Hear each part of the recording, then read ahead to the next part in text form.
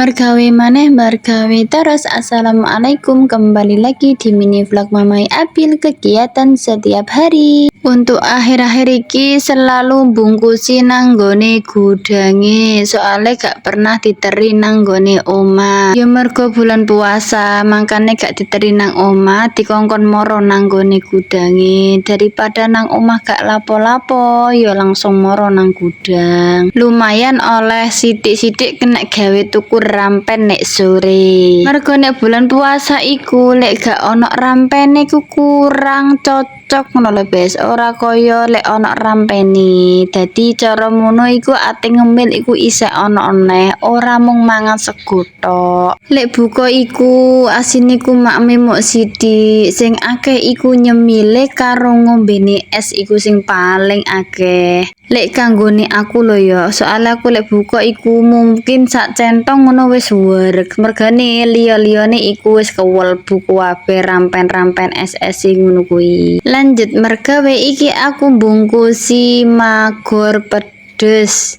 Dan iki bungkusi sing regane 1000-an, wis kaya biasane ngono kuwi. Lek sing 1000-an kan wis biasa tak adain nang omah. Di bulan puasa iki pesenane iku rata-rata sing 2000-an, soalnya dige bancaan. Tapi lek sing 1000-an iki ya tetep ae oleh pesenan, tapi tidak sebanyak hari-hari biasa. Soalnya sing 1000-an iku jajanane kalangan bocah-bocah sekolah, makane saiki wis libur sekolah lan saiki puasa, dadine iku rodok berkurang. Masih lanjut ngepaki, iki sak pake diiseni 10.